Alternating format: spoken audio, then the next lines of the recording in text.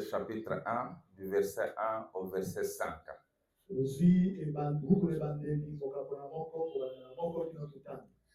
Au commencement, Dieu créa les cieux et la terre. La terre était informe et vide. Il y avait des ténèbres à la surface de l'abîme, et l'Esprit de Dieu se mouvait au-dessus des eaux. Dieu dit que la lumière soit, et la lumière fut. Dieu vit que la lumière était bonne, et Dieu sépara la lumière d'avec les ténèbres. Dieu appela la lumière jour et appela les ténèbres nuit. Ainsi il y eut un soir et il y eut un matin. Ce fut le premier jour. Vous pouvez vous asseoir. Que le Seigneur va vous bénir sur la lecture de sa parole. Je lis aussi dans 2 Corinthiens chapitre 6, 14 à 18. Ne vous mettez pas avec les infidèles sous un joug étranger. Car quel rapport y a-t-il entre la justice et l'iniquité? Ou qu'y a-t-il de commun entre la lumière et les ténèbres? Quel accord y a-t-il entre Christ et Bélial?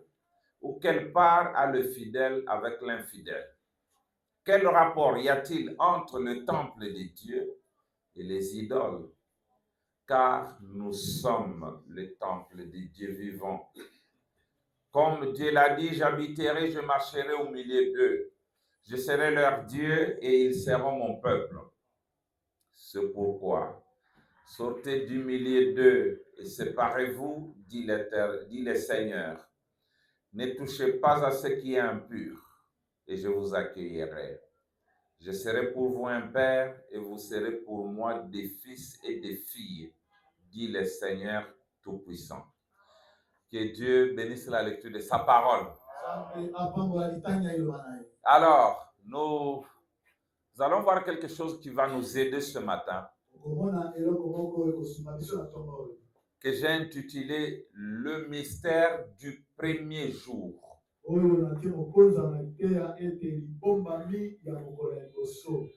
que nous venons de lire dans Genèse, c'était le premier jour. Quand Dieu dit que la lumière soit, et la lumière fut. Écoutez, Dieu vivait dans les ténèbres. Tout ce temps, non? Il vivait, il se mouvait sur l'eau dans les ténèbres.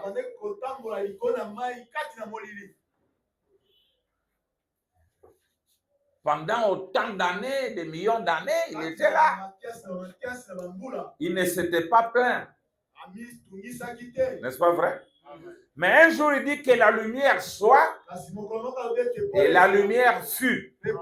Écoutez, Dieu vit que la lumière était bonne. Il dit, oh, c'est que la lumière est bonne. Et Dieu sépara la lumière d'avec les ténèbres.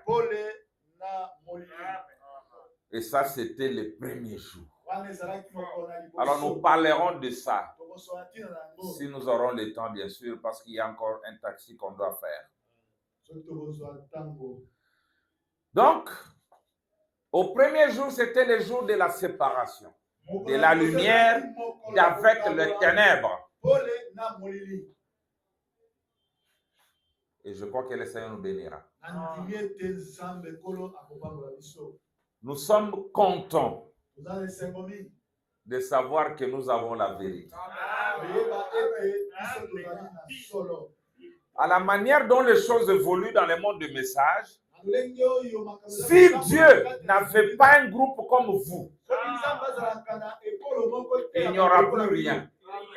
Nous aurons des choses semblables au message. Nous aurons des à peu près. Nous aurons le pentecôtisme et toutes ces choses-là, mais bon, on dit c'est ça le message.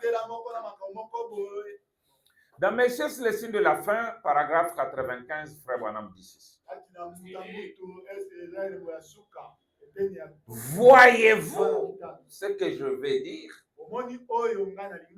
Si vous dites la vérité, il se peut qu'on se moque de vous pendant un certain temps.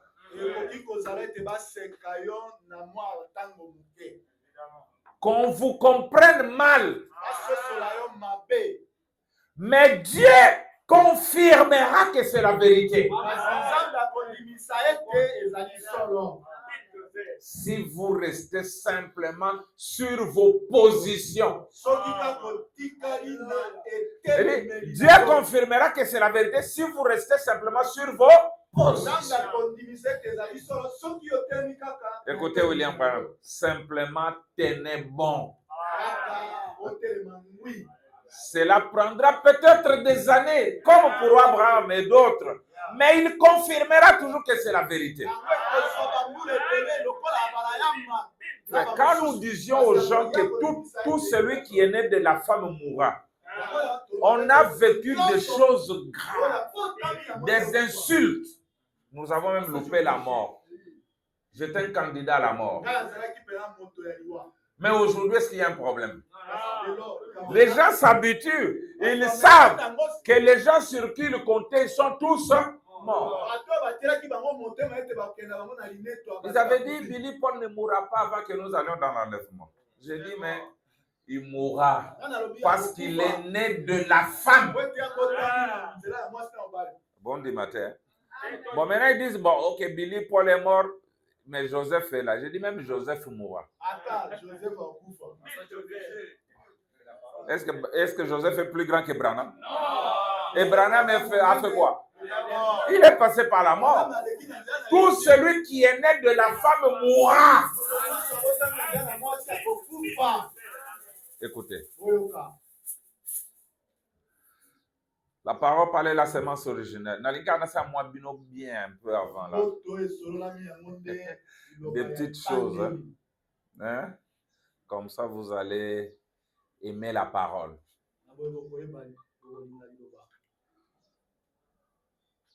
Frère Moukati. On ne vous a pas vu mercredi, dimanche passé. Il semble que vous devriez chanter. Alors, vous êtes éclipsé. Mais nous avions déjà envoyé un message que vous n'allez pas chanter. Bon, écoutez ceci dans la parole parler de la semence originelle. Je crois que vous allez aimer ça. Je suis au paragraphe 84. Écoutez votre prophète. Est-ce que vous l'aimez? Branham dit, mais tout homme, qu'il soit pape, prêtre, évêque, ou quoi que ce soit, il meurt parce qu'il est un hybride. C'est exact. Il est né d'une union entre Satan et Ève.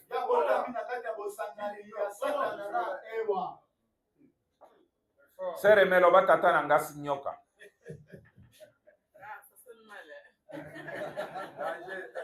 Boaz dit, mon père c'est le serpent.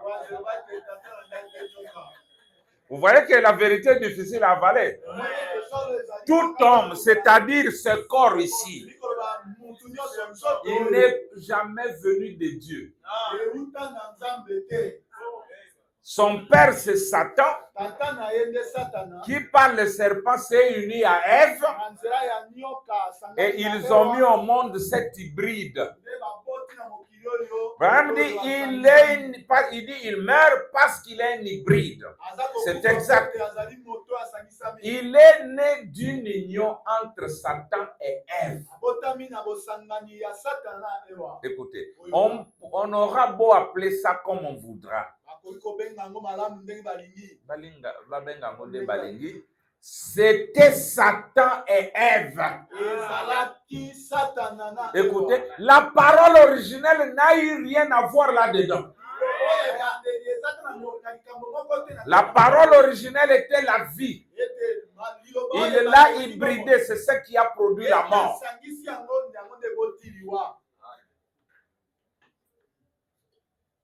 Je vous lis une autre citation. Et puis tous ces gens-là meurent sans nous demander pardon. Après nous avoir insultés, ils sont en train de mourir. Mais ils vont rencontrer le Dieu juste là devant eux.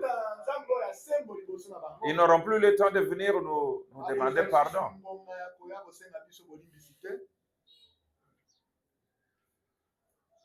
Et d'autres ont carrément changé, commencé à prêcher ça, sans se repentir. Il fallait dire non, je comprenais comme ça. D'ailleurs, je me suis attaqué à des gens qui prêchaient la vérité, mais maintenant, j'ai changé. D'accord? Bon, on va peut-être entrer dans cette histoire de la mort pour vous montrer que qui que vous soyez, vous allez passer par la mort physique. Alors, il dit, si vous dites la vérité, il se peut qu'on se moque de vous. Pendant un certain temps. Toi, quand on se moque de toi, tu abandonnes la vérité. Non. Il dit, si vous dites la vérité, il se peut qu'on se moque de vous pendant un certain temps, qu'on vous comprenne mal. Mais Dieu confirmera que c'est la vérité si vous restez simplement sur vos positions. Simplement tenez bon. Cela prendra peut-être des années, comme pour Abraham et d'autres. Mais il confirmera tout que c'est la vérité. Mes frères, Jésus dit ceci. Dans Matthieu 23, écoutez, à partir du verset 20. Il dit, malheur à vous, scribes et pharisiens hypocrites.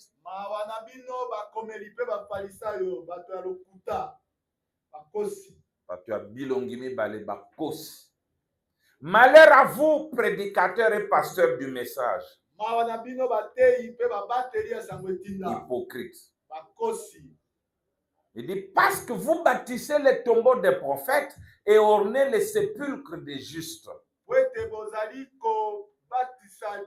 Bozali kotonga malita ya basakoli pe ya batozi ya bosembo. Et que vous dites, si nous avions vécu du temps de nos pères, nous ne serions pas joints à eux pour répandre le sang des prophètes.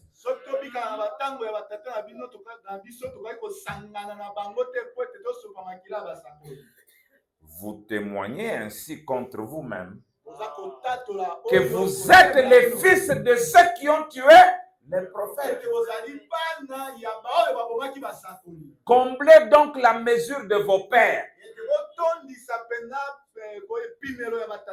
Les enfants des pharisiens, des sadducéens, des scribes venaient. Ah, on avait tué Naboth pour rien. C'était injuste.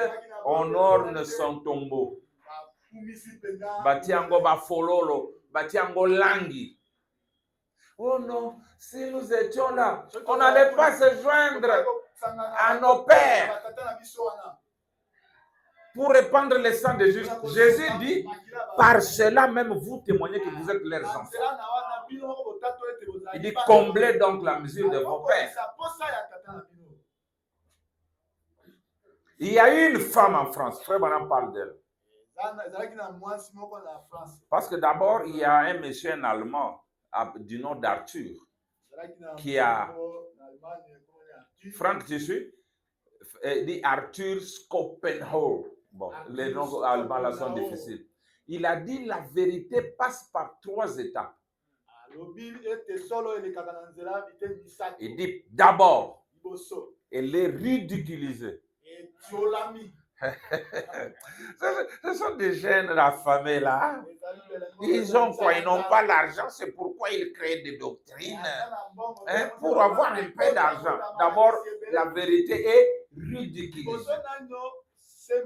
Il dit ensuite, elle est violemment combattue.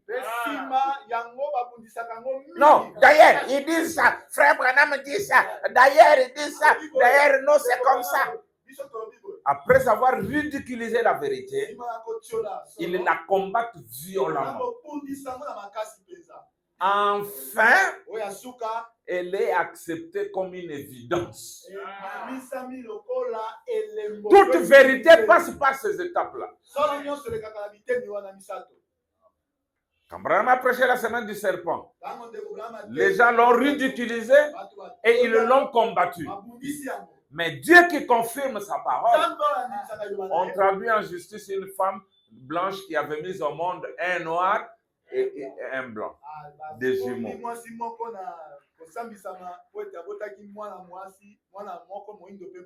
Et en justice, elle a avoué que le matin, elle était avec un homme noir et le soir, elle était avec son mari.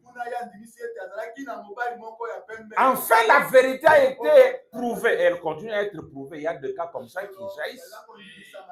Et la biologie a montré que la femme peut libérer des ovules. Quand on a ridiculisé cette vérité, Branham ne s'est pas jeté pour dire, oh Dieu, en tout cas j'abandonne. Il a continué à prêcher. Il y a eu une relation physique. Bon, il y a des gens qui lisent ça dans les messages, je commence à regretter. Branham dit, et le serpent a vécu maritalement avec Ève. Le problème, c'est que dans votre pensée, vous pensez que ce serpent-là était un reptile. Non! Écoutez, c'était un homme. La différence, Branham dit, il avait un endroit où l'âme devait rester, mais il n'avait pas l'âme. Donc, dans la biologie, il avait des affinités avec l'homme.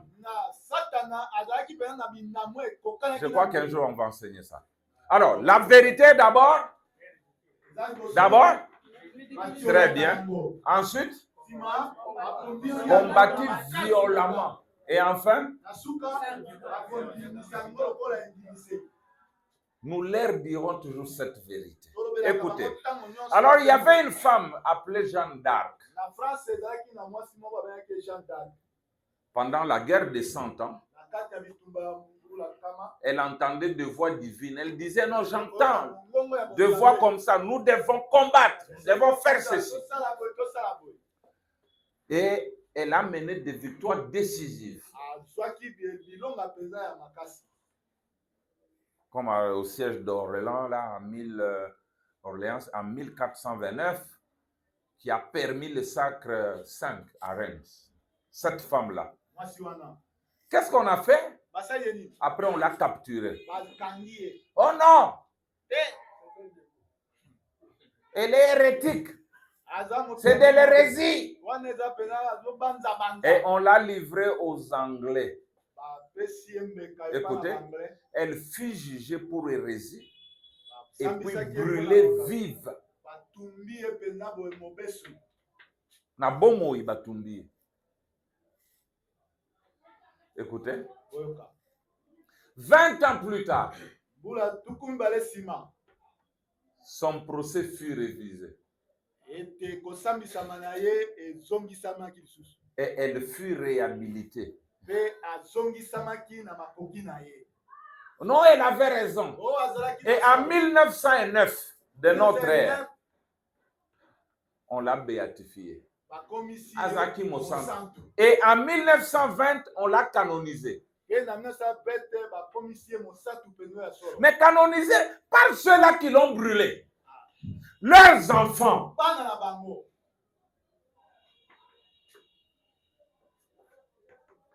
Il y avait un homme. Son nom c'était Nicolas Copernic. Suivez bien. Je veux que vous cessiez ces notions avant que nous puissions avancer. Dans tous les temps, depuis des siècles, il y avait une idée qui était défendue, surtout par l'Église. Le géocentrisme. Géocentrisme. Le géocentrisme, qui connaît ça? Géocentrisme signifie la terre est immobile. La terre ne bouge jamais. Ce sont d'autres planètes qui bougent.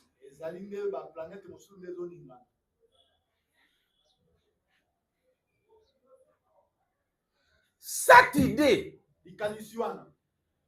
Frank Yoka, on avait dit personne ne peut appuyer une autre idée que celle-là. S'il y a une autre idée qu'il faut sortir, il faut en prendre comme des hypothèses. Non, peut-être, mais jamais tu ne peux dire qu'il y a autre chose que ça. Alors, Nicolas Copernic a commencé à dire autre chose. Il dit non. Moi, je ne crois pas au géocentrisme. Je crois à l'héliocentrisme.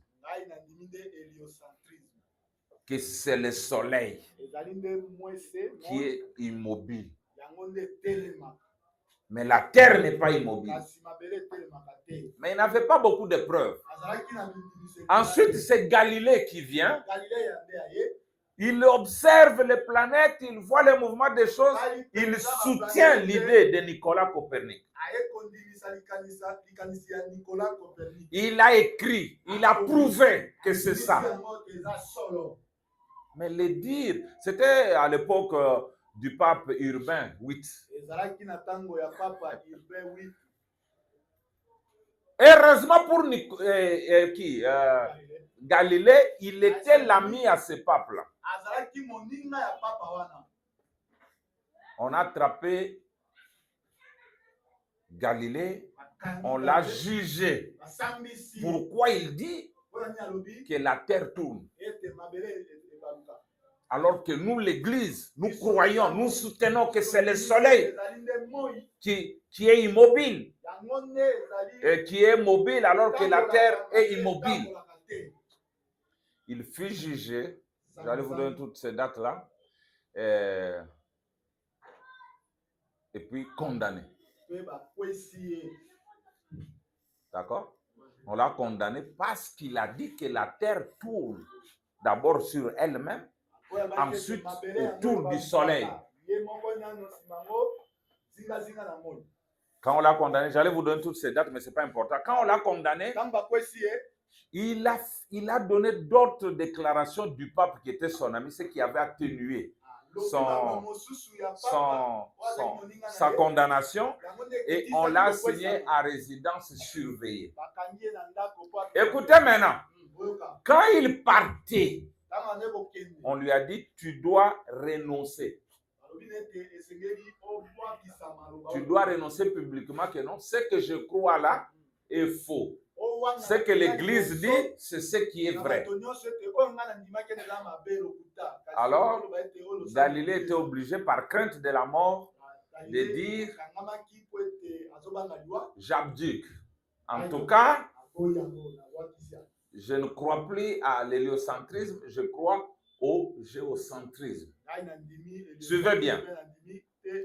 Alors, pendant qu'on l'a cheminé, il prononce cette parole en Italie, parce que c'était un Italien. Il dit, et pour Simov. Peut-être que je n'ai pas bien prononcé. Il vient d'abjuguer, non? Il vient de rejeter ce qu'il croyait. Il dit, mais elle tourne quand même. Il dit, malgré ça, la terre tourne. Oh, voilà, il a dit, mais il a déjà abdiqué publiquement que la terre ne tourne pas. Il dit, elle tourne quand même. C'est-à-dire, il dit, et pourtant elle tourne.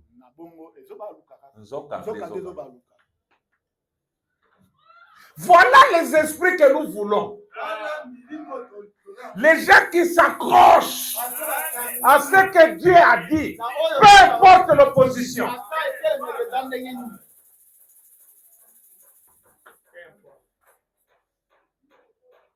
S'il n'y a pas de gens qui peuvent tenir la vérité, le monde meurt.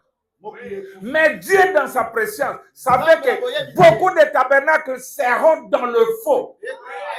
Ils vont suivre le courant populaire. Alors j'ai besoin de vaillants qui peuvent prêcher la parole main nue. Écoutez votre prophète. Je crois que je peux commencer à prêcher maintenant. La vérité, vous devez la tenir. Écoutez, nous sommes dans... Comment vous appelez ça? Reconnaître votre jour et son message. Non, nous n'avons qu'une seule doctrine. Nous n'avons pas une seule doctrine. Nous avons des doctrines. Frère Boaz, viens. Je suis dans reconnaître votre jour et son message, paragraphe 31. Venez, qu'il soit témoin. Ensuite, le message qui a suivi, c'est là que les 7 sceaux ont été ouverts. Les 7 sceaux ont été ouverts. Ok, continuons. Par lesquels ont été dévoilés tous les mystères cachés de la Bible. Écoutez. Les doctrines. Parce que la doctrine, c'est la doctrine. Si on dit les doctrines et tout. Ok? C'est ce que le monde attaque avec tant de violence actuellement. On attaque cela et on dit que c'est faux. Ceci et cela. Amen. Depuis l'ouverture de ce frère, on dit que la Bible est devenue un nouveau livre. Les choses que Branham a commencé à dire après le sceau. Si vous comparez aux choses qu'il disait avant le sceau, c'est comme si c'est très différent. Frère Branham dit que par l'ouverture de sceau, même la divinité est devenue nouvelle. Oui, c'est Branham qui a prêché que Jésus est allé au ciel. Il est resté à droite de Dieu. Il a envoyé son esprit sur la terre. C'est pas vrai? Et nous, on a dit non, l'esprit de Jésus est en nous. Mais lui est resté debout au trône du Père. Mais quand Branham prêche le Dieu dévoilé, il dit ces gens utilisent le mot entaille, qui signifie Dieu a vomi quelque chose, c'est-à-dire il a sorti quelque chose qui était en lui, il l'a envoyé, lui est resté. Il dit, mais le mot kénos ne signifie pas qu'il a vomi ou que son nez est parti, sa main est partie. Il dit, c'est lui-même qui s'est déversé, qui a changé de masse. C'est-à-dire, il est devenu son épouse. Quelqu'un m'a écrit, non, l'épouse n'est pas Dieu. Sur Facebook. Oh non, l'épouse n'est pas Dieu parce qu'il est la femme de Dieu. Nabi Papa, est-ce que toi tu es un prédicateur? Écoutez, est-ce que tu es un prédicateur? Oui, tu es un prédicateur. Mais un prédicateur du premier et deuxième poule de frère Branham. Mais les vrais prédicateurs sont les prédicateurs du troisième poule, le message de frère Branham. Écoutez votre prophète. Vous êtes prêts? Je prends chef-d'œuvre. Je fais les taxis. Prenez chef-d'œuvre. Il dit ceci. Oh, j'aime ça. Mais n'oublions pas qu'au commencement, 101, 102, n'oublions pas qu'au commencement, quand il a frappé le côté d'Adam, il a retiré quelque chose de son côté. Or, si Christ a été frappé à la croix, c'est dans un but pour qu'il puisse retirer de lui quelqu'un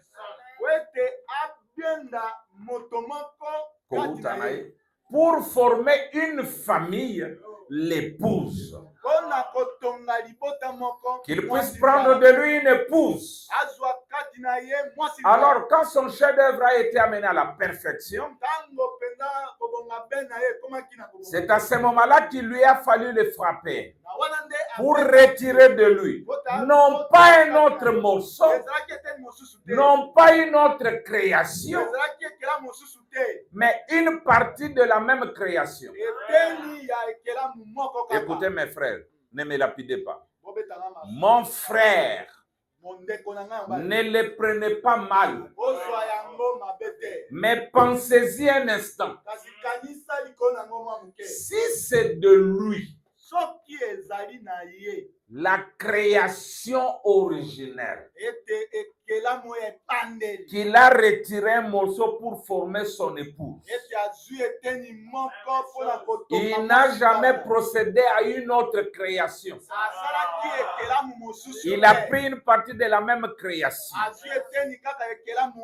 Dans ce cas, s'il était la parole, qu'est-ce que l'épouse doit être? Elle doit être la parole, le Dieu vivant dans la parole. L'épouse, c'est le Dieu vivant dans la parole. C'est pourquoi nous avons dit la fois passée, parce qu'ils ont une idée de ce mariage physique. Un mari ici, une femme là-bas. Branham dit que, quand vous me voyez, est-ce que vous voyez ma femme? Il dit, cette unité-là de celui qui m'a vu a vu les pères différences de vos mariages. Il dit, mais celui qui m'a vu a vu le Dieu Tout-Puissant. Celui qui a vu l'épouse a vu le Dieu Tout-Puissant, créateur des cieux et de la terre. C'est ça la vérité. Alors maintenant, on peut prendre notre prédication. Alors, au commencement, il y avait les ténèbres sur la terre. N'est-ce pas vrai? Il y avait les ténèbres. Dieu, pour chasser les ténèbres, qu'est-ce qu'il a fait? Est-ce qu'il a pris quelque chose à commencer? Ténèbres sortaient, ténèbres partaient. Qu'est-ce qu'il avait fait? Alléluia. Il a seulement allumé la lumière. Quand on allume la lumière, automatiquement les ténèbres partent. Oh, je veux que vous compreniez ça. L'unique façon de chasser les ténèbres, c'est d'allumer la lumière. Quand vous voyez quelqu'un qui va, Sœur Sarah, tu es faux, vomis ça, c'est pas la vérité, non. Tu fais un travail inutile. Oui, ce qu'il croit là-bas, c'est faux. Ce qu'il croit là-bas, c'est faux. Ce que Brunel croit là-bas, c'est faux. Ah, c'est faux. Quand le pasteur dit qu'il avait commencé à prêcher le troisième mandat, partout. Non, troisième mandat, c'est du diable. Troisième mandat, c'est du diable. La seconde venue, c'est du diable. Prêchez seulement la vérité. Laissez les ténèbres tranquilles. Si c'est les ténèbres, la lumière chassera automatiquement les ténèbres. Écoutez maintenant, frère.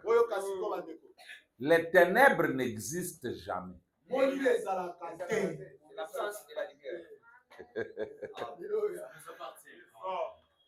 Les ténèbres n'existent pas. Les ténèbres, c'est une conséquence de l'absence de la lumière. Je me sens bien. S'il n'y a pas la lumière, automatiquement les ténèbres viennent. Il n'y a pas un groupe. Il n'y a pas un groupe électrogène, appelons ça comme ça, que nous pouvons allumer ici pour introduire les ténèbres dans cette salle. Mais par conséquent, s'il y a les ténèbres, nous pouvons allumer quelque chose, un générateur qui donne la lumière. C'est vrai, la lumière a une source. Mais les ténèbres n'ont pas de source. C'est l'absence de la lumière. Donc Dieu ne s'est pas contenté de parler aux ténèbres. Il n'a pas parlé aux ténèbres, mais il a parlé à la lumière. Quand Dieu a vu qu'il y avait les ténèbres, il dit pourquoi que je m'adresse aux ténèbres qui n'existent pas. Il dit seulement que la lumière soit. et la lumière fut. Et les ténèbres se dissipèrent. Point très. Oh. Écoutez votre prophète. Ah, écoutez. Vous êtes prêts? Je suis dans le 3e sceau. Yes. Et puis, 188, 189. Écoutez, c'est très beau. Bon, prenons même 189 seulement. Alors qu'ici même, le message est en train de être proclamé. Ici même, de se tenir loin de ce poison-là. Voyez, deux hommes peuvent-ils marcher ensemble s'ils ne se sont pas d'accord? Il ne peut pas y avoir la communion entre la lumière et les ténèbres. Écoutez votre prophète. Quand la lumière entre, les ténèbres s'en vont. C'est automatique. Voyez, ils ne peuvent pas. La plus puissante. Écoutez votre prophète. Vous ne pouvez pas éteindre la lumière avec les ténèbres. Brunel aux Hollanda. Abraham dit, vous ne pouvez pas éteindre la lumière avec les ténèbres. Mais vous pouvez chasser les ténèbres par la lumière. C'est vrai. Et il est la lumière. Et il est la parole. Voyez? Donc voilà, on en revient encore au point de départ. Vous ne pouvez pas la faire mentir ou lui faire quelque chose de faux. On en revient toujours à ce point-là. Donc vous ne pouvez jamais éteindre les... Papa, quand vous avez la vérité, ne vous inquiétez jamais. Parce qu'il n'y aura jamais assez de ténèbres qui peuvent éteindre la lumière. C'est pourquoi Branham dit, quand vous avez la vérité, on peut se moquer de vous. On peut faire ceci. Mais Dieu confirmera toujours que c'est la vérité. Nous leur avons dit que l'enlèvement que vous attendez n'aura plus lieu parce qu'il a déjà eu. Qui pouvait croire ça? Mais aujourd'hui, ça devient simple. Les gens commencent à comprendre que dans le 4e sceau, l'Église a été... Bon, ok, continuons. Mes frères, nous devons découvrir qu'est-ce qu'est alors la lumière. Frère Branham dit, la parole faite chair et la lumière de l'âge, si vous la voyez.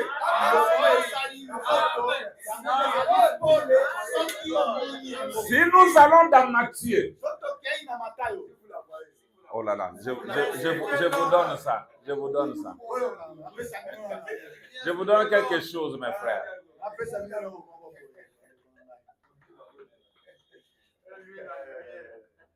Les gens n'ont jamais su que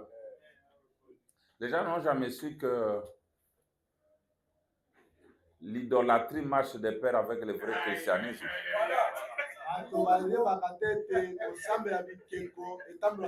Frère Branham dit que l'idolâtrie, c'est le type du vrai christianisme. Mais la différence,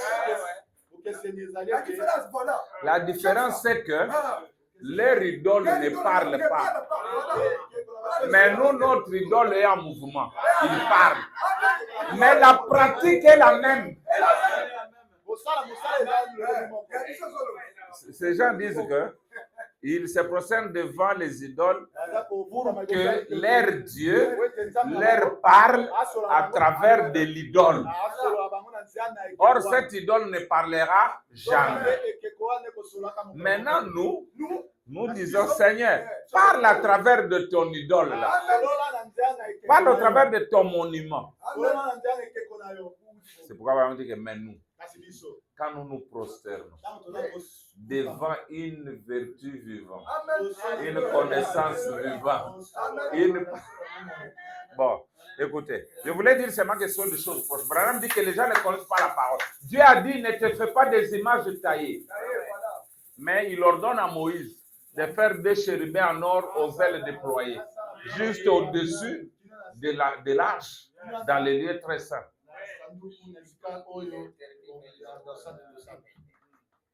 Vous êtes prêts maintenant? Qu'est-ce qu'est la lumière? Nous sommes dans Matthieu 4. Suivez très bien. Jésus, ayant appris que Jean avait été livré, se retira dans la Galilée. Il quitta Nazareth et vint demeurer à Capernaum, situé près de la mer, dans les territoires de Zabulon et de Nephtali. Pourquoi? Afin que s'accomplisse ce qui avait été annoncé par Isaïe le prophète. Il dit, le peuple de Zabulon et de Nephtali, de la contrée voisine de la mer, du pays au-delà du Jourdain et de la Galilée des gentils, ce peuple assis dans les ténèbres a vu une grande lumière. Et sur ceux qui étaient assis dans la région et l'ombre de la mort, la lumière s'est levée. Mais quelle était cette lumière? C'était un homme appelé Jésus. Il était la lumière. Et Jésus a dit, vous êtes la lumière du monde. Je suis la lumière du monde et vous êtes la lumière du monde. Donc, quand on parle de la lumière dans le message, dans la Bible, oubliez la lumière naturelle. On parle de la parole faite chair. Quand vous voyez la parole qui est faite chair, alors vous voyez la lumière, vous pouvez marcher dans la lumière et les ténèbres ne vous vaincront jamais.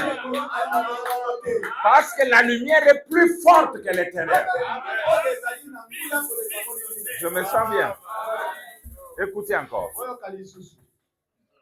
Quand Zacharie reçoit, c'est dans Luc, hein, il a appelé ça le soleil levant. Le soleil levant nous a visités. Dans Luc 1, il était en train de parler. Et toi, petit enfant, tu seras appelé prophète du Très-Haut, car tu marcheras devant la face du Seigneur pour préparer ce voie, afin de donner à son peuple la connaissance du salut par le pardon de ses péchés. Écoutez, grâce aux entrailles de la miséricorde de notre Dieu, en vertu de laquelle le soleil levant nous a visités d'en haut, pour éclairer ceux qui sont assis dans les ténèbres et dans l'ombre de la mort, pour diriger nos pas dans le chemin de la paix. C'est pourquoi Zacharie, qui a vu les deux venus du Seigneur, a parlé aussi du coucher du soleil. Donc il y a eu un soleil levant, Jésus, et il y a eu un soleil couchant, William Branham. Zacharie a vu ça.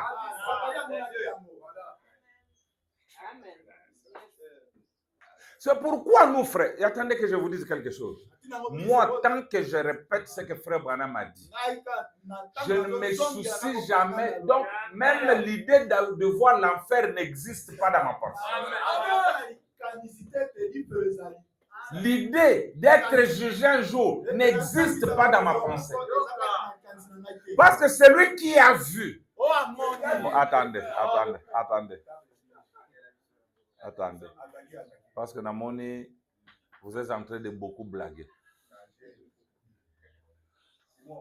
Parce que nous avons des gens qui marchent à pas mal assurés. Non, j'ai peur qu'un jour je vais être perdu. Un jour je vais aller en enfer. Avec le message de Branham. Un homme qui a reçu l'expiation, il a peur de l'enfer. Il a peur de malédiction. Écoutez mes frères. Écoutez mes frères, vous êtes prêts? Nous allons dans la semence n'hérite pas avec la balle. J'aime beaucoup cette écriture. Ceux qui me connaissent savent ça.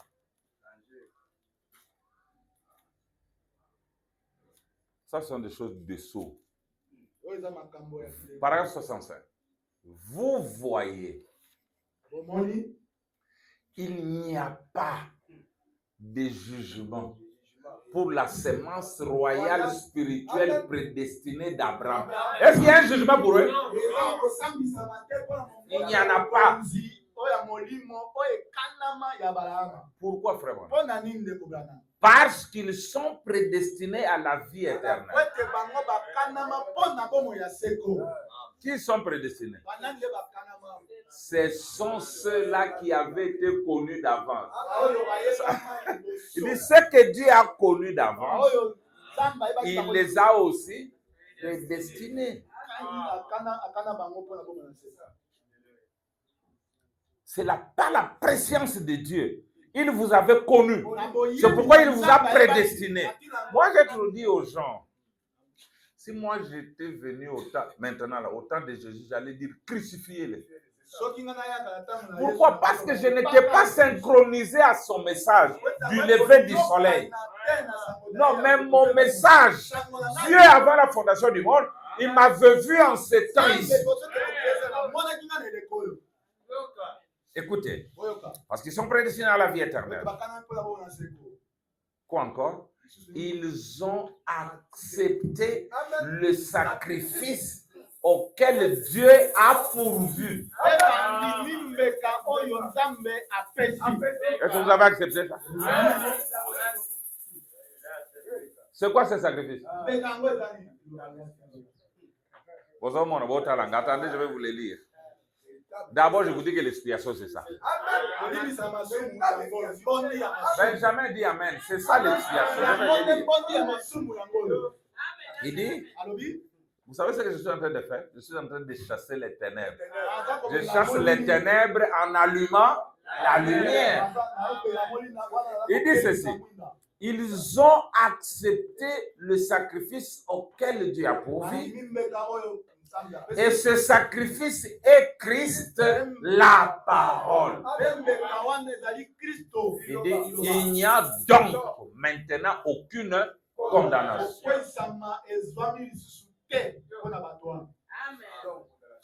Quand Dieu vous aime, mes frères, ne suivez jamais quelqu'un que Dieu aime. Vous allez être étonné, vous allez penser que Dieu est injuste.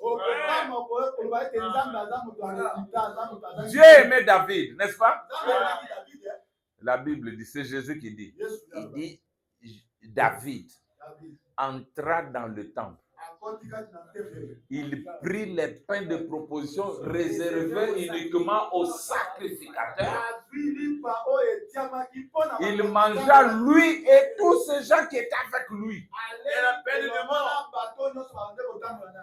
Jésus dit, et il fut déclaré innocent. Alors que c'était interdit, celui qui a osé entrer là-bas, il était mort. Ézéchias a attrapé la lèpre. C'était qui? C'est lui, non? Osias, je crois, Osias. Il a attrapé la lèpre et il est mort en dehors du camp. Mais Dieu aimait David. Il dit, David, même si tu as mangé n'étant pas sacrificateur, tu es innocent. On va y arriver. Écoutez.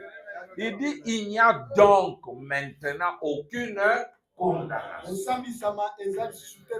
Jean 5, 24. Si vous voulez le passage de l'écriture. Il n'y a donc maintenant aucune condamnation pour ceux qui sont en Jésus-Christ. Romains 8, 1. Ne marche pas selon la chair, mais selon l'esprit. Et Jean 5, 24 dit, celui qui entend ma parole Il dit les mots signifient comprendre. Moi j'écoute les bandes. Est-ce que tu comprends? Est-ce que tu comprends les bandes? Est-ce que tu comprends ce qui est dit dans les bandes? Moi j'ai lu des brochures tous les jours. Est-ce que tu comprends? Les mots suffisent comprendre. N'importe quel ivrogne peut l'entendre et ensuite s'en aller. Mais celui qui entend ma parole, comprend ma parole et croit celui qui m'a envoyé à la vie éternelle et n'entrera pas en jugement. Ça, c'est Jésus qui dit. Mais il est passé de la mort à la vie. Oui, messieurs. Celui qui comprend ce glorieux mystère du Dieu révélé. Comment Dieu était en Christ, réconciliant le monde avec lui-même. Comment lui et le Père étaient un, ainsi que le grand mystère de l'accomplissement de Dieu qui se présente lui-même, manifesté dans l'âge des êtres humains, par le canal des êtres humains et en compagnie d'êtres humains pour manifester sa parole au jour du lever du soleil à l'est et faire la même chose alors que le soleil se couche à l'ouest. Ce n'est pas seulement comprendre ce qui est arrivé à l'est, mais comprendre quand Dieu fait la même chose à l'ouest, de se manifester dans une église épouse, la parole rendue manifeste. Vous voyez, celui qui comprend, c'est cela savoir, celui à qui cela a été révélé par celui qui m'a envoyé, à la vie éternelle et ne viendra pas en jugement. Mais il est passé de la mort. Et c'est moi qui ai dit ça. Et c'est moi. Mais vous regardez.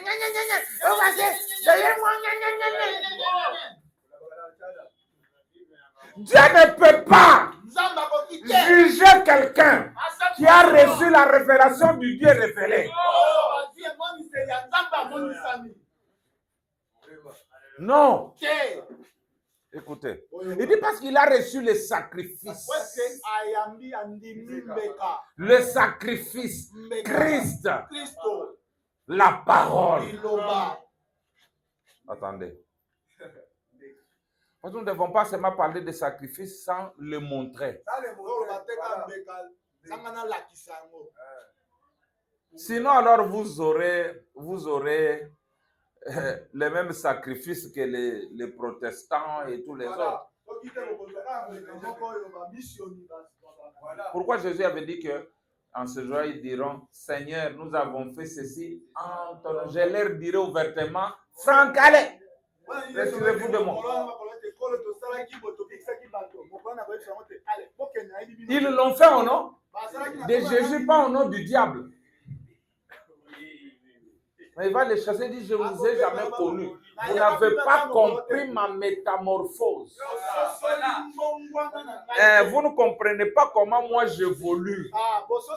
La symphonie, quand elle change, vous devez être capable de changer avec elle. Écoutez votre prophète. Faites des trompettes. Je lis ça, 275, et puis on avance. Il dit dans Apocalypse 11, l'appel, leur ministère, ce sera le ministère de Moïse et d'Élie, qui appelleront Israël à sortir des traditions judaïques, exactement comme le message du septième ange a appelé l'épouse à sortir des traditions pentecôtistes. Aujourd'hui, on a Pentecôte, aujourd'hui, on a un message que Dieu te pardonne.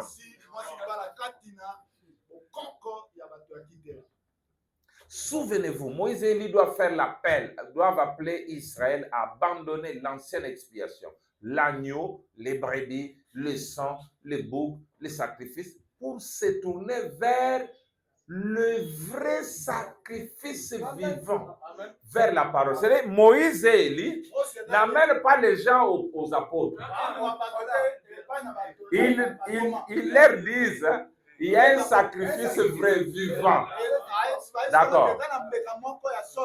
Il dit, comme aussi le septième ange l'a fait pour l'Église des Nations, les appelant à regarder le vrai sacrifice. Écoutez, Branham. Et le message du septième ange, sous la même trompette, la même chose en tout point, exactement, le même sceau. C'est pourquoi appeler les gens, l'épouse, à sortir de la tradition pentecôtiste, à sortir de vos maisons de dons là.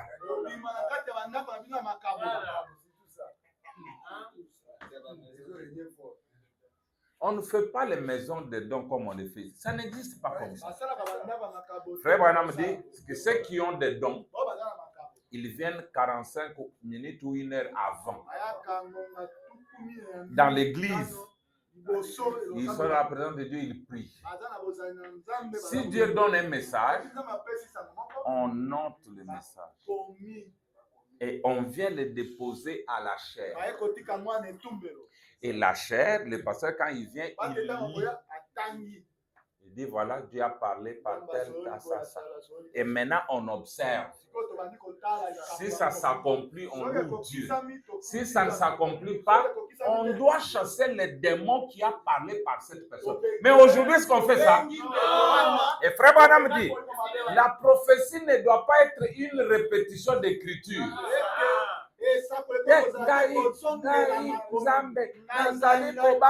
Mais hier, l'obina l'ikomi qui a zobaté la.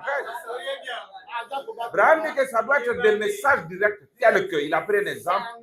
Mes frères, mardi ne venez pas. Parce qu'il y aura l'ouragan qui va emporter la toiture de cet endroit. Et maintenant, nous allons dire mardi que personne ne vient. Parce que Dieu a dit qu'il y aura l'ouragan. Maintenant, mardi, on va observer s'il y a l'ouragan ou non. Il ne faut pas rejeter ça d'emblée. Non, on regarde à l'accomplissement. Un pasteur m'a appelé, m'a dit que toi, tu ne crois pas au don. Je dis non, je crois. Comment je ne peux pas croire au don? Je prêche par un don. Il y a divers dons. Il y a des gens qui ont des visions. Il y a des gens qui reçoivent des prophéties qui s'accomplissent. Il y a des gens qui ont des songes qui s'accomplissent. Je vais les refuser comment? Branham a parlé sur l'ordre. Junior Jackson a raté son cheval pour l'enlèvement. Parce qu'il s'était opposé à l'ordre dans l'église. Lisez dans et tu ne le sais pas. Quand Junior Jackson vient, il rate son cheval. Frère Branham dit que la parole, la prophétie peut être même vraie, le Saint-Esprit peut être vrai. Il ne peut pas parler au même moment que moi je prêche. Il dit parce qu'il doit être soumis à l'ordre. Maintenant, beaucoup de gens n'aiment pas l'ordre. Ils aiment le désordre. Ils aiment effrayer les gens. Ils mettent des vases qui effrayent les gens. Comme ça, ils les parlent par la peur.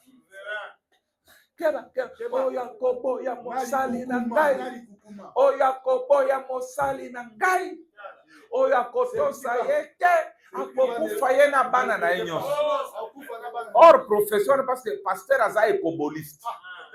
Bon, ceux qui suivent sur YouTube, ça c'est pour les gens ici. C'est un écoboliste. Maintenant, il fait prophétiser pour qu'on ne parle pas de ça. Par exemple. Non, là, ce n'est plus juste. Parce que quelqu'un qui peut, même un vrai prophète, il prophétise les mensonges. La Bible dit ne les craignez pas. Alors, il dit ceci, sortir de la tradition pentecôtiste et de la tradition du monde pour se tourner vers la véritable expiation. La parole, Christ, personnifié dans sa parole ici, fait chair parmi nous. La science l'a prouvé par des photos.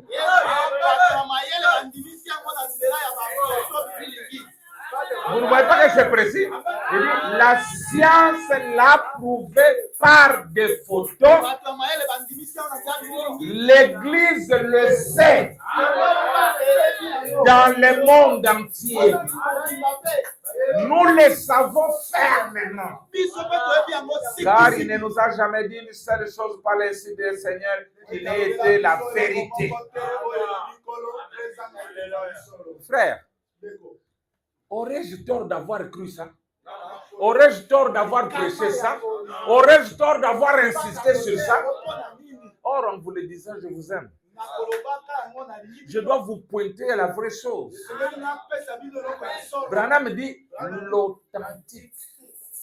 Il dit se tourner vers la véritable expiation.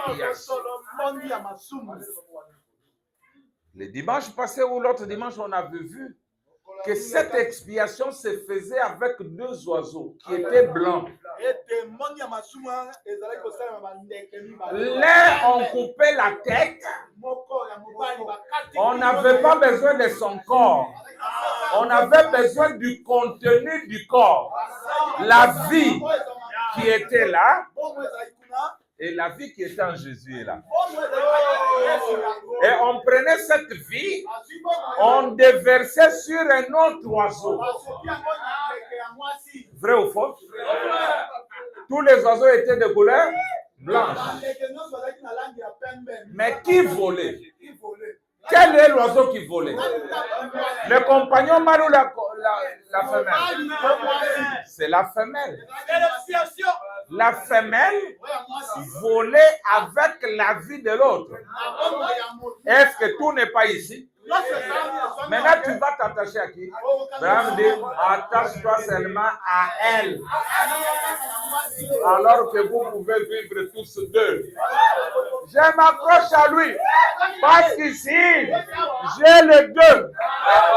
La vie de l'un. Bon, allons-y.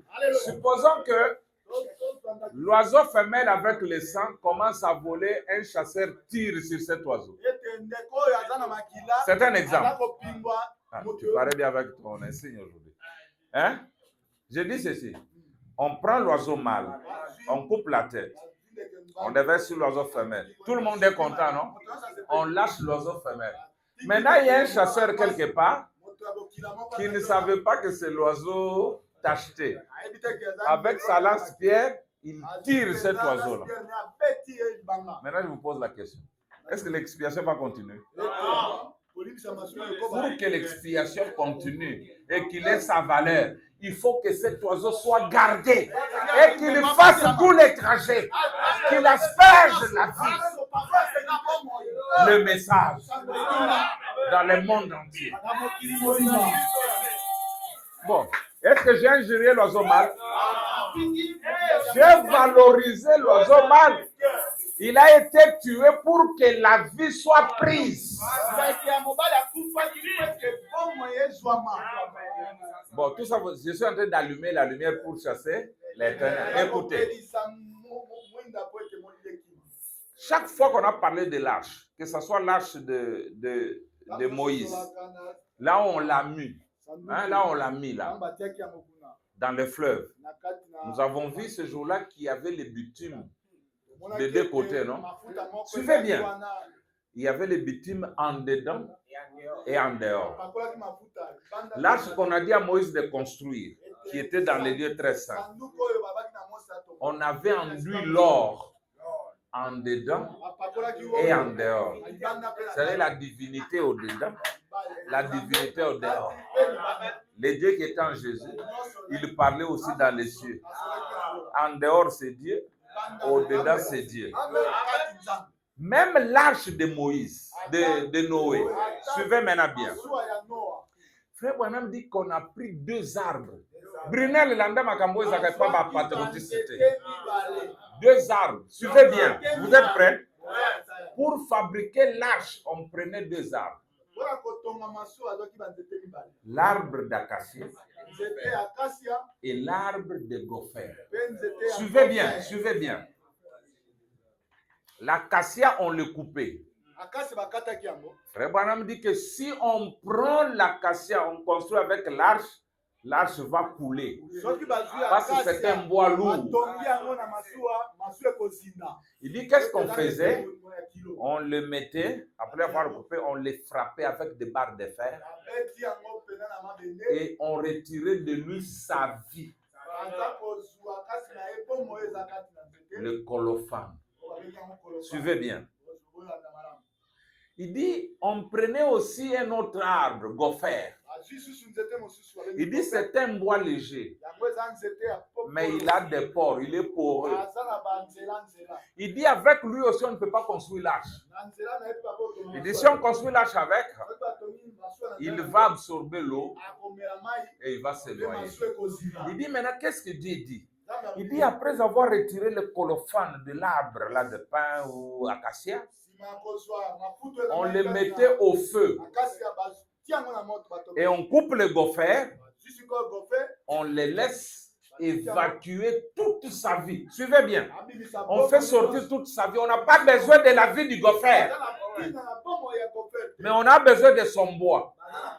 Ici, on n'a pas besoin du bois d'acacia, mais on a besoin de sa vie. Il dit maintenant, quand on prend le gopher, on le met au feu et on le chauffe. On le chauffe.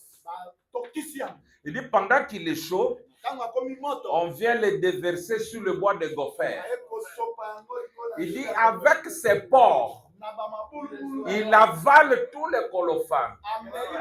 Il avale toute la vie de l'acacia. Il avale. Il dit quand tous les pores sont bouchés, Branham dit, il se redresse. Il dit il devient plus dur que l'acier, mais léger. Maintenant, on peut le prendre, construire avec l'arche. Il dit le bois d'acacia, c'est le Seigneur Jésus. On l'a coupé, mais on ne peut pas construire l'arche avec ce bois. Mais on avait besoin de la vie de Jésus. Et on a pris un autre bois, l'homme de Kentucky. Mais on n'a pas besoin de sa vie.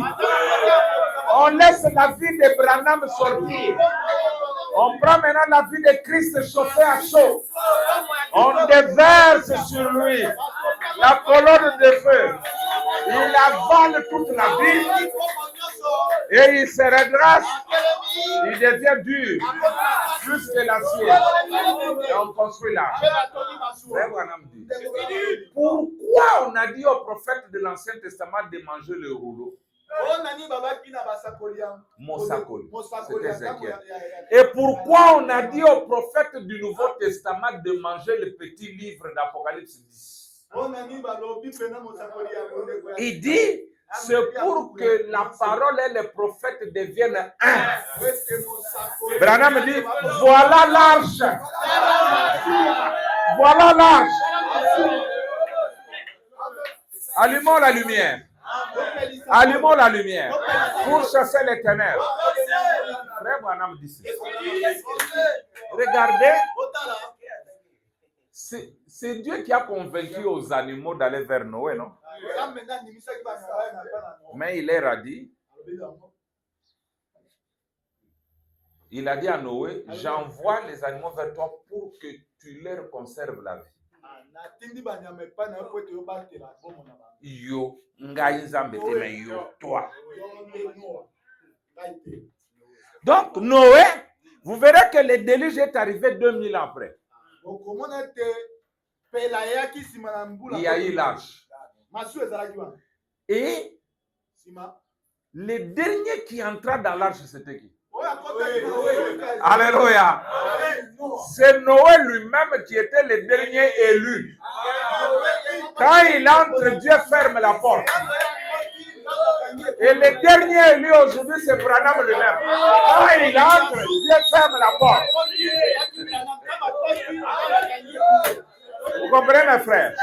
Ce n'est pas votre dernier élu que vous cherchez là. Parce que frère Branham dit, quand il cherche et quand il intercède pour les derniers, alors il s'élève du trône et il prend les livres. Or, Jésus a déjà pris les livres. C'est que les derniers déjà. On a vu ça dans une autre leçon là-bas. Maintenant, 2 premiers 1000 ans, il y a eu l'arche. Avec Noé était le salut de tous les humains et tous les animaux, tous les oiseaux de ce temps-là. Sa présence a paralysé les animaux méchants.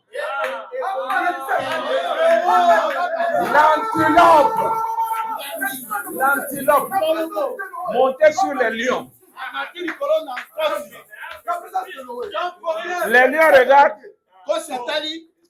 Il dit petit. Tu as la chance. Comme Noé est là, je ne te fais rien. Frère, après le déluge, est-ce que les lions n'ont pas attrapé les antilopes? Il a continué à manger les antilopes. Mais en présence de Noé, pas question. C'est pourquoi la Bible dit dans Isaïe, ils ne se feront ni tort ni dommage sur toute ma montagne sainte. Amen. Branham dit, si les gens peuvent accepter ce don ici, écoutez les termes qu'il dit, ça désamorcerait toutes les guerres. Les rois de la RDC ne vont plus se battre. L'Ukraine et la Russie ne vont pas se battre. La preuve en est que quand il est allé en Finlande, les Russes et les Finlandais qui se regardaient en chef de faïence, quand ils ont vu Branham, ils ont coupé salut, ils se sont embrassés, ils ont dit, nous voulons un Dieu comme ça.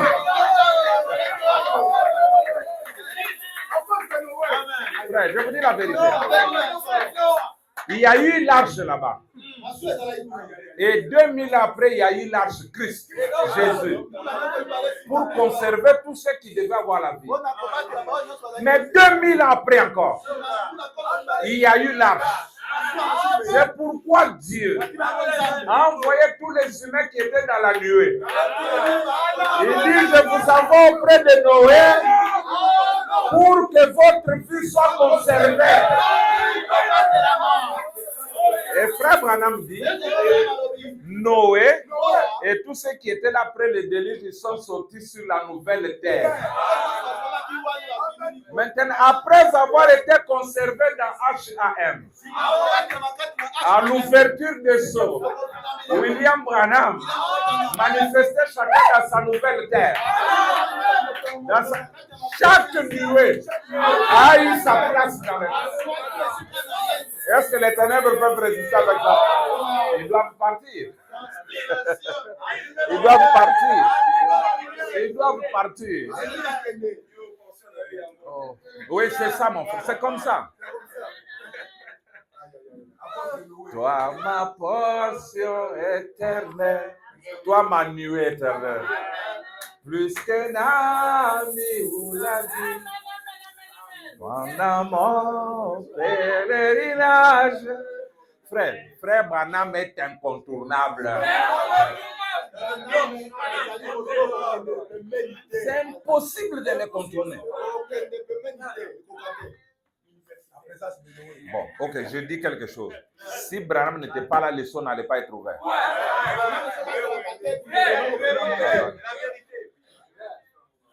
Je vais vous le lire. Parce que vous allez croire peut-être que... Bon, maintenant qui allait ouvrir le seau, si lui n'était pas là? Vous êtes prêts? Je cherche se tenir à la brèche. Je crois que vous allez aimer ça.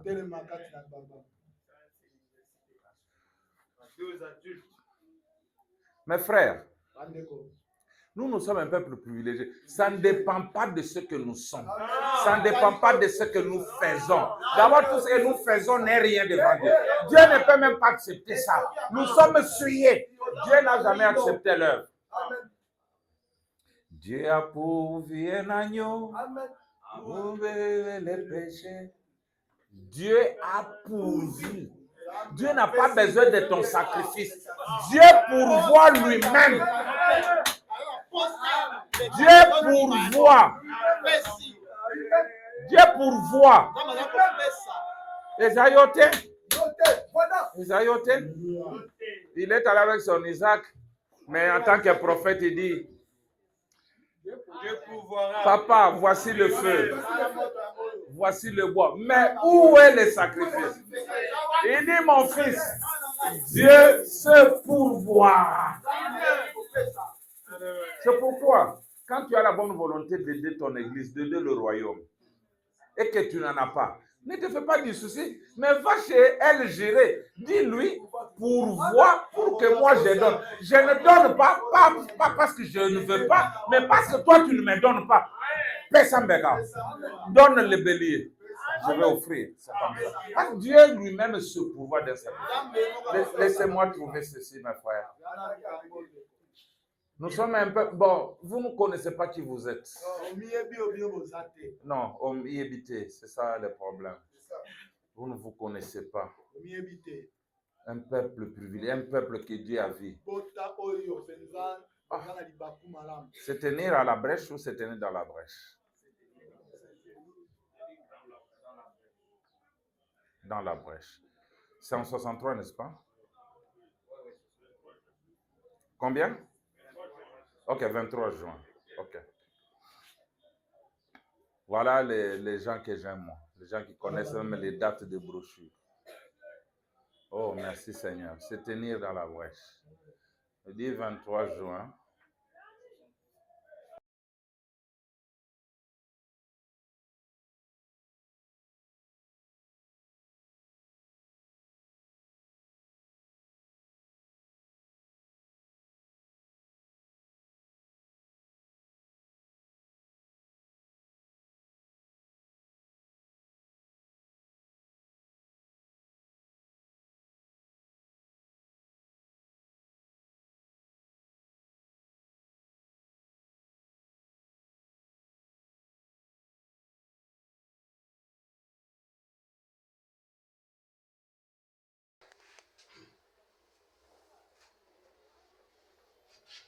Nous aider si c'est possible.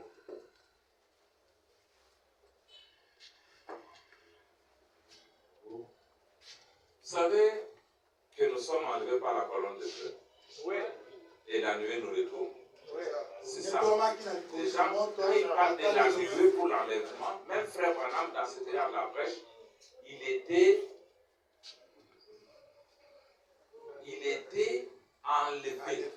Alors qu'il s'était à la table. La colonne de feu l'a pris.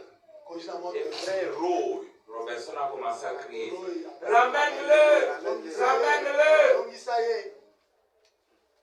Et il dit, la nuée est venue les remettre. Et même ici, au paragraphe combien? Là où je voulais prendre de la... Paragraphe 80. Elle dit, j'ai vu cet ange en forme de pyramide qui sont descendus majestueusement et m'ont enlevé. Et j'ai été amené à l'est afin d'ouvrir les 7 sceaux pour Dieu. Amen. Amen. Quoi? Il dit, j'ai été amené, il est à l'ouest, j'ai été amené à l'est afin d'ouvrir les 7 sceaux pour Dieu. Donc Dieu devait ouvrir les sceaux, mais il y a eu quelqu'un qui a ouvert pour lui. Et maintenant, voilà me dit, ça, je crois que vous n'allez pas crier. Hein. D'accord? N'allez pas dire que c'est moi qui l'ai dit. Locali? Oui. Écoutez ça, c'est merveilleux.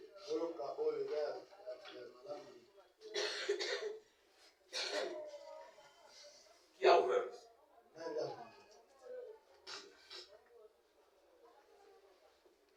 C'est la lumière, nous voulons chasser les ténèbres. Je n'ai pas encore dit des choses.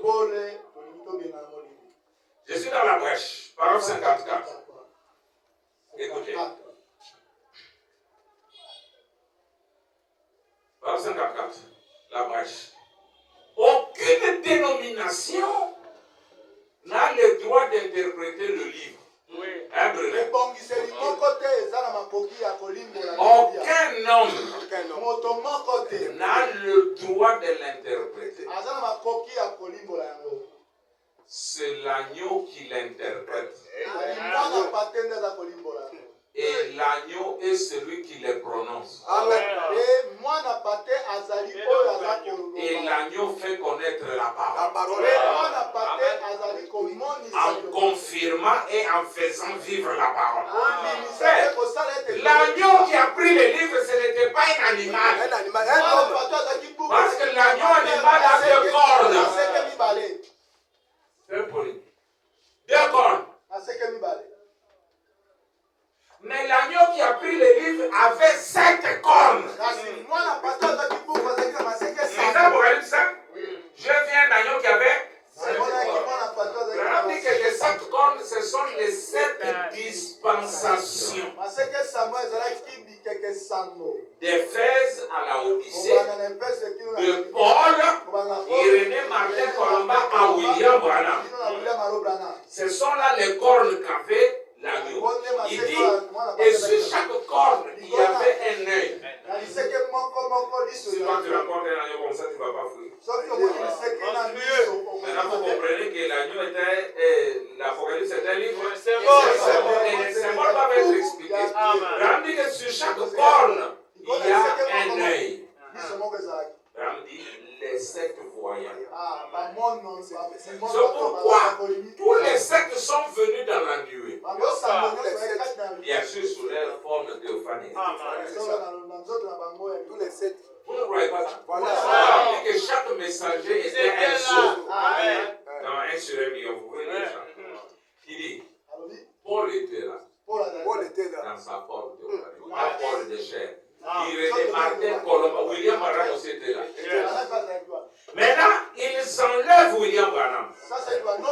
Branham dit, regardez, tous les anges c'était bon, mais ils ne m'intéressaient pas.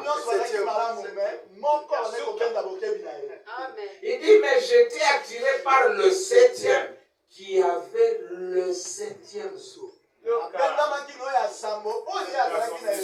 dit, et il vola directement vers moi. Il dit, or ça, c'est le 7e sceau. Maintenant, quand cela s'est matérialisé dans la photo, quand vous regardez le 7e ange, je ne vais rien dire. Celui qui a la photo qui le regarde. Regarde la photo noir-blanc. Le 7e ange est à droite. Regardez-les. Il s'est matérialisé. Mais il avait des ailes. Mais regardez tel qu'il est. Et tirez vos propres conclusions.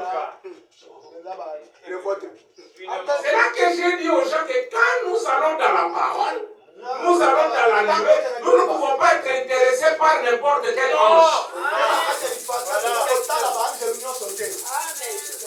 C'est de Paul vont regarder les premiers anges. C'est ça. C'est ça. Le deuxième ange regarde le deuxième ange, etc. Mais nous, c'est le 7e.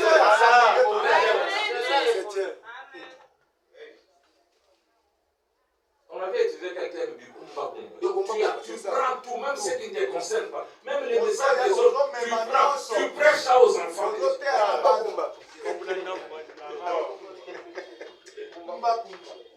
C'est pas vrai. Vous dites qu'on a fait, c'est pas ici. Ça, il me reste quelques minutes. Laissez-moi maintenant lire. Puisque là, je n'ai rien fait. Donc, je ne suis qu'à la page 5 sur page 15. Bon, écoutez votre prophète.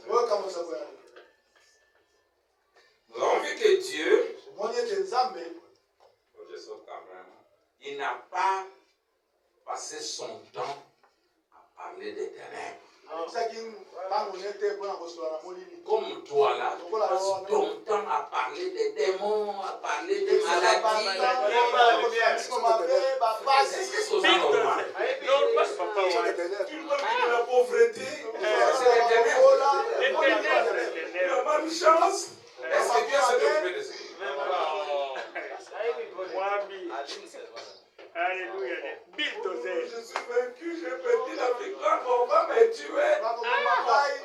Tu t'intéresses aux ténèbres. Alors que Dieu a dit les ténèbres n'existent pas. Et ton père Abraham, Mon père Abraham, appelait tout ce qui est contraire à la parole comme n'existant pas. Même s'il le voit. Mais parce que ce n'est pas la parole, il dit qu'il n'existe pas. Vous voulez parler d'un frère que Dieu a béni. Comme je vous dis, moi, mes enfants, Dieu les bénit toujours là. Mais Haïti. Nakamon dit, oh, you comme il faut. Oui, Haïti. Ce sont des gens qui ont ma philosophie, qui n'aiment pas parler des choses qui n'existent pas. Tu mets l'accent sur des futilités, sur la mort, sur les malheurs, sur les maladies. Oh, ça n'existe pas. C'est les ténèbres. Mais Dieu s'est concentré sur la lumière. Évangélique, vous ça bien dans quelques minutes. Arrête de parler. La Bible dit dans Philippiens que tout ce qui est précieux, vertueux, que tout ce qui est digne de loi soit l'objet de vos pensées. Est-ce que la maladie ou le bacatoul, est-ce que c'est bon? Ça c'est la vertu, ça? Est-ce que ça peut t'aider? D'abord dans ta maison, même les photos que tu accroches au mur, les photos de misère. Mais les jolies photos, tu ne peux pas décorer ta maison avec de bonnes choses. Déjà ta pensée est corrompue. Tournez vers les ténèbres. Quand tu vas là-bas, tu trouves un mot de dire ah, on dit vos villages. Moi, je n'ai pas de vos villages. Moi, c'est la date à la Cali pour travailler ici. Tu ne peux pas aussi être attiré par de belles choses. Des choses de qualité. C'est ça l'humilité. L'humilité, tu marches à pied. Est-ce que tu étais plus humble que Branham? Non. Mais il roulait dans la voiture. William Branham allait avec ses enfants en voyage, en vacances. Toi, tu ne peux même pas offrir un petit voyage à Kassamoulou à ta femme. Tu vois que tu es ténèbres, tes pensées ne sont tournées que vers les ténèbres. Change. On allume la lumière. On regarde les belles choses. Branham dit, mettez toujours des bonnes choses devant vos enfants. Et ça va les influencer. Écoutez, lisons Dieu, le Dieu de cet âge mauvais. Oh, frère Moukadi. Vraiment. Paragraphe 77, j'ai dit ça. On dit, c'est comme dans les réunions du discernement, quand le Saint-Esprit vient dans sa parole et qu'il désigne un certain homme en disant, vous n'avez pas le droit de vivre avec cette autre femme. Pourquoi avez-vous ça? Il y a 10 ans, quand vous êtes parti avec la femme de cet homme, qu'est-ce qu'il fait là? Il le dévoile. Il démasque Satan qui tient cet homme prisonnier. Ou cette femme qui vit avec le mari d'une autre. Ou les péchés qu'ils ont commis, les choses qu'ils ont faites. Qu'est-ce que cela a pour conséquence? Ça le démasque. C'est très bon, démasquer. Les médecins prennent des instruments pour chercher ce qui ne va pas et ils n'y arrivent pas. Le camarade va écouter aux armes. Il n'arrive pas. On n'arrive pas à savoir. Mais là, le Saint-Esprit arrive, il révèle ce qu'il est. Et il le démasque. Voyez, voilà ce que la parole de Dieu. Elle est une lumière qui luit dans les ténèbres.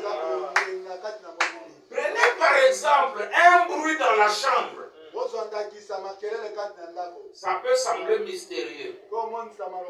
Écoutez ces bruits-là. Nous attendons la résurrection des morts. Nous attendons des bruits mystérieux à la chambre. Nous attendons quand Jésus va venir, il va essuyer nos larmes. Des bruits mystérieux, tu n'as pas des bruits mystérieux comme ça dans la chambre. Il y a des choses qui brillent, mais vous ne savez pas ce que c'est. Vous savez d'abord, frère, parce que des erreurs, il a commis des erreurs, frère, parce qu'il a commis des erreurs.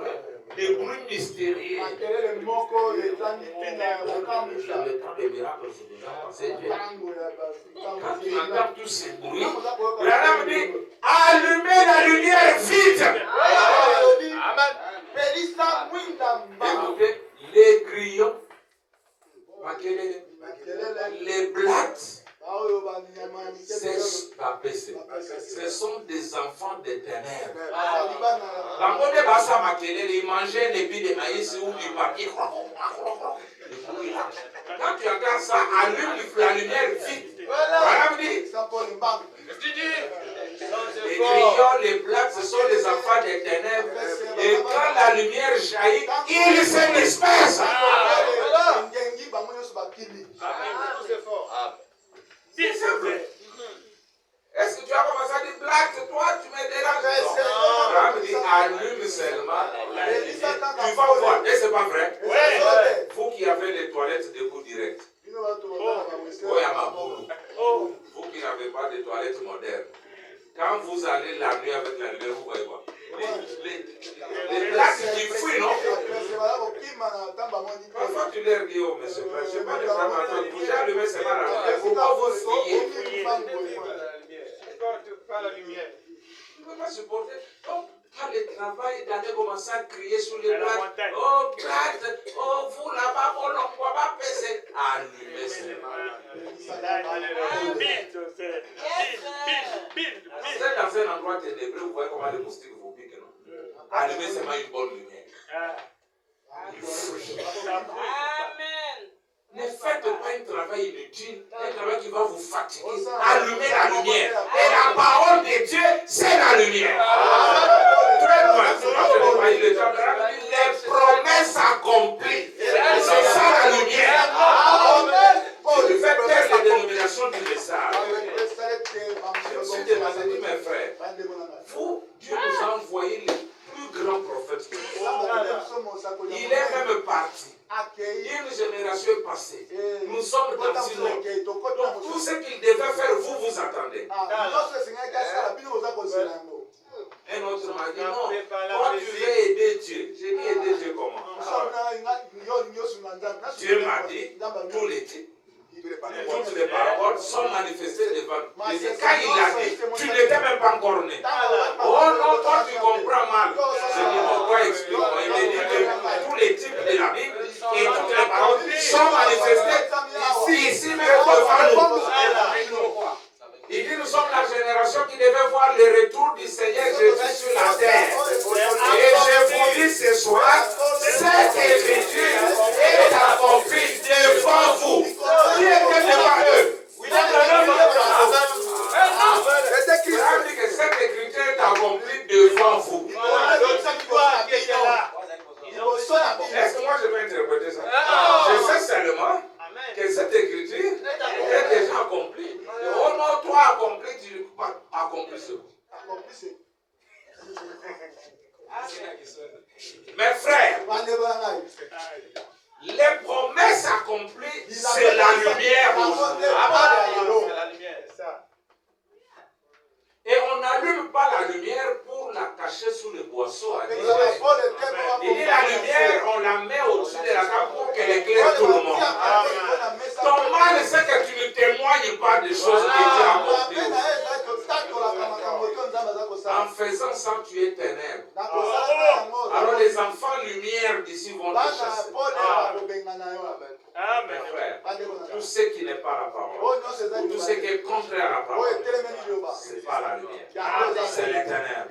Allumons la lumière et chassons cela. Il continue. Il dit, ils sont sortis du milieu de nous parce qu'ils n'étaient pas de nom. Voyez,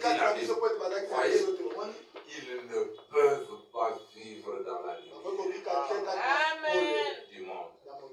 effet, en ces derniers jours, na mikolo ya suka Dieu, le Dieu du ciel, a envoyé sa lumière nzambe oyo alola afin d'éclairer les sentiers de ses enfants aletengengela pour nzela ya qu'ils bana n'aient pas à marcher dans les ténèbres et à trébucher, po ete batambola na molili te na ntina ete bakweya mais qu'ils puissent marcher dans la lumière. na ntina ete batambola kati na pole Branham dit, dans la chanson des gentils, en 117, il dit, nous voyons les ténèbres se rassembler maintenant. Qu'est-ce que c'est la lumière? Qu'est-ce que c'est la lumière faisant pression sur les ténèbres? L'une des deux doit céder. moko na bango akotika nzela La lumière et les ténèbres, moko il faut céder. moko esengeli Où serait-il qui courait ça et là pendant la nuit? banyoka nyonso na Dès que le soleil se lève, ils vont se cacher et que la lumière brille. Les ténèbres et la lumière ne peuvent pas rester dans un même bâtiment. Ce soit les ténèbres, soit la lumière. Et la lumière est des lois plus puissantes que les ténèbres. Christ aussi est bien plus puissant que le mal du monde.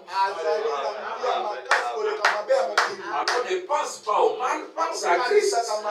Comme Christ est plus puissant que le mal, Christ est plus puissant que la maladie, Christ est plus puissant que ta pauvreté, pense à Christ et oublie le mal. Alors pour terminer, Branham dit, il y avait une montagne appelée la montagne superstitieuse. Il y avait une ombre fantomatique qui pendait là-bas. Les gens avaient peur d'aller là-bas. Les Espagnols, les Indiens, tous ils avaient peur à cause de la superstition. Il y a un jour, Branham a dit, je vais aller là-bas. Il a pris sa lampe torche. Il dit, oh mes frères, oui, la montagne était réellement superstitieuse. Il dit, j'essaie d'allumer ma lampe torche. Elle n'a pas eu d'effet. Il dit, savez-vous ce que j'ai fait? Je me suis tout simplement assis, attendant que le soleil, le roi de toutes les lumières, apparaisse. Il dit, quand le soleil a brillé, les ténèbres se sont dissipées. Il dit, la montagne n'était plus superstitieuse. J'ai pu pénétrer et y faire des recherches. Ne criez pas les ténèbres. Faites lever le soleil de la justice. Et Branham a dit, la nuée s'est relevée du soleil. Toutes les peurs, tout s'en va. Celui qui veut être guéri peut être guéri. Celui qui veut prospérer peut prospérer. Parce que le soleil nous fait voir les sentiers clairement. On ne peut plus trébucher. On ne peut plus trébucher. On ne peut plus prendre de mauvaises décisions. Parce que nous voyons clair. Nous voyons clair. La parole nous dit, il y a aussi beaucoup d'enfants de Satan ici. Mais à quoi les reconnaître-nous? Par la révélation de la parole. C'est ça? Oui.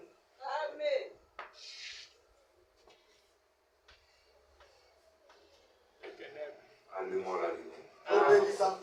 Abraham dit, il y a ici un homme qui peut allumer la lumière. Il n'a pas dit il y en avait. Il y en a ici. Il y a ici maintenant plus que Salomon. Les dieux puissants dévoilés. C'est la parole faite chair. C'est la lumière de l'âge. Quand vous la voyez, quand vous ne la voyez pas, il n'y a pas de lumière. Que le Seigneur vous bénisse.